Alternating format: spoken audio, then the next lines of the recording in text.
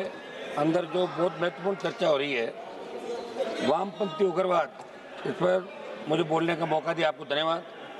शपथ जी, वामपंथी उग्रवाद ने देश के कई राज्यों छत्तीसगढ़, झारखंड, ओडिशा, महाराष्ट्र, आंध्र प्रदेश के कुछ हिस्सों को वर्षों तक प्रभावित किया। इस समस्या से न केवल हमारे सुरक्षा बलों के अनायक जवानों की जान ली, बल्कि हजारों निर्दोष नागरिकों का शिकार हुए।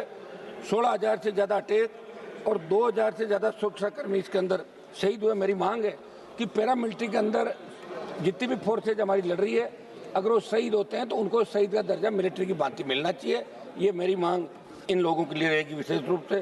सौद महोदय, हमारा उद्देश्य केवल नक्सलवाद को, उग्रवाद को खत्म करना नहीं, बल्कि उन परिस्थितियों को समाप्त करना है जिनकी वजह से पैदा हो रहा है। सौद महोदय, हम समस्या का गहराई से अन्वेषण कर पाएंगे कि ये केवल एक वैचारिक संघर्ष नहीं, बल्कि इसके पीछे सामाजिक, आर्थिक, प्रशासनिक कारण भी है।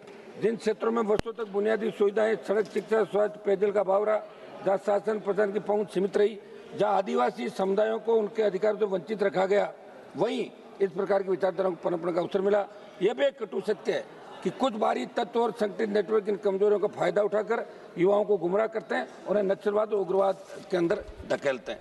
सभापति महोदय, 2007 के अंदर केवल एक सुरक्षा समस्या नहीं रह गई। 2007 में ये देश के भीतर ऐसे इलाके बन चुके थे जहाँ राज्य का अधिकार सिकुड़ रहा था, जहाँ संविधान कागज पर था, जमीन पर नहीं, जहाँ लोकतंत्र की भाषा मतपत्र नहीं, बंदूक तय करती थी, लाल गलियारा फैल रहा था इस देश के अंदर, राज्य हिचक रहे थे, प्रशासन पीछे हट गया था।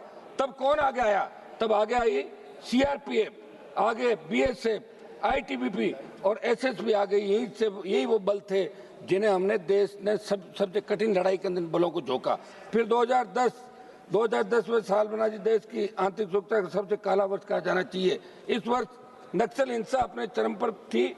6 अप्रैल 2010 दंतेवाड़ा में ताड़मेटला 75 सीआरपीएफ के जवान एक साथ शहीद हुए, एक एम्बुश के अंदर शहीद हो गए। मैं पूछना चाहता हूं, आज ये सरकार सीआरपीएफ से बलिदान तो लेती है, लेकिन क्या कभी उसी नैतिक स्पष्टता से जिम्मेदारी लेती है? एक सुविधाजनक मिथक फैलाया जाता है कि जवान लड़ता है और अधिकारी केवल निर्देश देता है।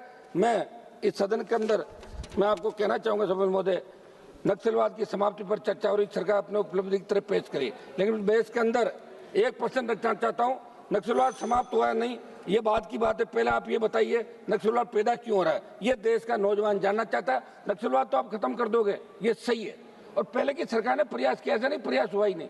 और ये नक्सलवाद आज भी, अभी मैं मार्च की खबर पढ़ रहा था, सुकमा के अंदर 5 लाख के इनामी को आपने ढेर किया।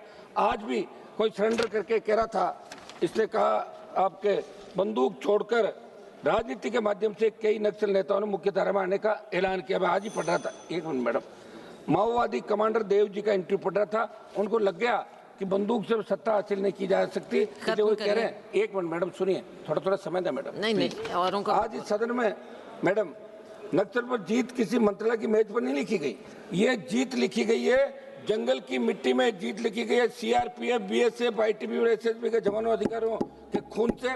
और इसलिए आज मैं सरकार से बधाई नहीं, पहले हिसाब मांगना है। मैडम मैं एक आध मिनट के अंदर अपनी बात समाप्त करूं प्लीज, सबको आपने टाइम दिया, थोड़ा समय दें मैडम।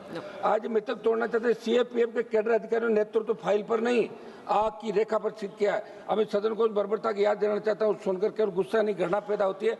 2013 के अंदर झारखंड का लातेहार एक सीआरपीएफ जवान शहीद हुआ, उसके बाद एक मिनट समाप्त करने दें, उसके बाद भी वो थके नहीं, वो युद्ध नहीं था, राक्षसी क्रूरता थी।